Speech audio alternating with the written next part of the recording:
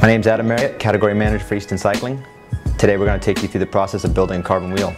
It's a common misconception that building a carbon wheel is a highly automated process, when in reality it's very hands-on. For us, building a single carbon wheel from start to finish takes about 7 hours before it's put into the box. Today we're going to take you through each step. Step 1, you'll see the carbon laminate coming in on rolls. This is something where it's already a pre-preg carbon composite, so it's already going to have the resin system mixed with the carbon itself. It's going to come in on sheets of unidirectional fiber or a weave, and we're going to bring it to a table and then cut that into different segments. The table is then going to cut giant sheets. That way it's going to get stacked up and transferred over to the Eastman cutting table. Once the fiber comes over to the Eastman table, you'll see yellow plastic goes over the top of the carbon there just to protect it. It's a vacuum table. The lathe applies, gets set on the table, it gets sucked down with air pressure, and the Eastman will then, using a computer program, will cut out the various pieces of the wheel itself. The various shapes will be gathered and will get transferred over to the layup tables. The table there will be 2 ladies, one on each side. One side's doing the male side of the rim, the other side's doing the female side of the rim. On the preform, they have an aluminum core with latex over the aluminum core. They're going to take those various laminate pieces that you saw being cut out on the Eastman table and lay them onto that half of the rim, right on top of that latex core. That allows a good compaction on the preform itself, so there's no fiber movement as you put it into the press. There's no chance for those plies to shift, so it's nice net shape. Once the 2 ladies have finished the preform, it's going to go into a freezer. Once it comes out of the freezer, then the latex has shrunken enough that you can pull the preform out from inside of that half of the rim. After the preform has been removed, the bladder gets threaded through the entire rim and the 2 halves are joined together. The final pieces of the laminate will be applied, making the 2 halves a complete preform. You'll notice there's still some plastic on the outside of that rim there. That's just there for protection. That will then get pulled off at the last minute right before setting into the mold to make sure no dust or other contaminants land on top of the rim, keeping it protected. The preform is then weighed and recorded. This is just one step of many of the quality control process. The preform is then taken, the tire bed insert is attached with the bladder passing through it and the honey dipper being attached to the bladder. Now the preform is ready to be passed to the molding room. These rooms are kept separate to keep contaminants between the 2 areas down. Step 1 is to clean the press. First with brush, then with a vacuum, then with a rag and chemicals. It's important to make sure the press is clean so no contaminants will get on the preform. Next, temperature measurements will be taken at various spots on the mold to make sure temperature is consistent. The plastic is then removed from the preform and is set into the mold. The remaining tire bed inserts are placed into the mold and the mold is enclosed. And air pressure is applied from the inside. This air pressure will push the carbon up against the mold, and as it's heated, the resin will flow.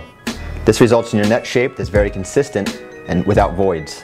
You'll notice that the resin, which is on the outside of the rim as it comes out, is very even and uniform, meaning you've got good compaction and good resin flow throughout the system. The resin is then cleaned off and the rim is then weighed. At this stage, again, it's recorded and marked with the rim. It then gets passed into the drilling room. The drilling process is a 2-stage process, which will first drill a hole from the inside of the rim, allowing access for the spoke. The second step will drill a hole from the outside of the rim, providing access to the nipple as well as spot facing where the nipple will sit.